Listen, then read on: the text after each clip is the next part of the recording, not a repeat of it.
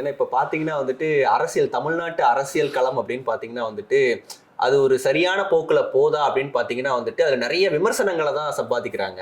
ம். அப்படி இருக்கிறப்போ மக்கள் அதை வந்து எப்படி பார்க்கணும்னு நினைக்கிறீங்க சார்? எனக்கு அது சொல்ல தெரியல. மக்கள் எப்படி பார்க்கணும் அப்படிங்கிறது நான் எப்படி சொல்றது? இப்படிதான் பார்க்கணும் அப்படின்லாம் எனக்கு தெரியாது.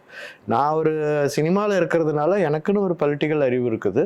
அப்ப இதெல்லாம் செய்யணுமா? இந்த மாதிரி படங்கள் பண்ணணுமா? அப்படிங்கிறது தான் நான் பார்ப்பேன். இல்ல அதாவது ஒரு குழந்தைக்கு வந்து ரைம்ஸ் காமிக்கிறோம், இது இப்படிதான் இருக்கணும் அந்த குழந்தைக்கு காட்டிட்டு அந்த குழந்தை வளர்றப்போ இப்படிதான் இருக்குமோ நினைச்சு வாழ ஆரம்பிக்குது. அதே மாதிரி படங்கள் வந்து அரசியல் தான் இப்படிதான் இருக்கும்னு ஒருத்தனை காமிச்சு ஒரு தனி மனிதனை கொண்டு வந்துட்டு நிஜ வாழ்க்கையில அந்த அரசியல் இப்படிதான் இருக்கணும்னு அதை புகுத்துறாங்களா? அது புகுத்தப்படுது. பட் மக்களுக்கு தெரியும் இப்படிதான் அரசியல்.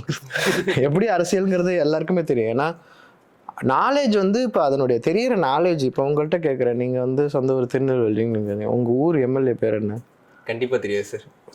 இப்போ தெரியாதா? உங்களுக்கு தெரியாது? இல்ல தெரியாது. அப்போ நீங்கள் தான் வந்து மாறணும். நான் தான் மாறணும். ஏரியல் கவுன்சிலர் பேர் என்ன? பஞ்சாயத்து தலைவர் பேர் என்ன? எம்எல்ஏ என்ன? யார் இருக்கிறா?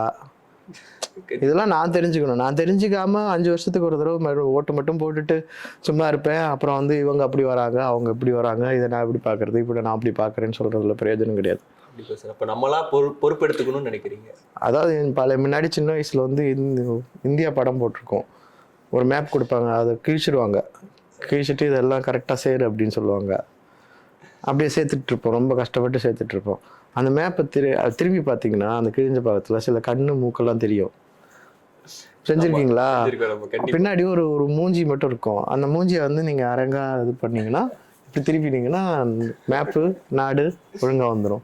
ஸோ தனி மனித மாற்றமே இப்போ உலக மாற்றம், சமுதாய மாற்றம் எல்லாமே. நீங்கள் யார் ஆட்சிக்கு வந்தாலும் நீங்கள் மாறலைன்னா ஒன்றும் செய்ய முடியாது. நான் மாறலைன்னா ஒன்றும் செய்ய முடியாது.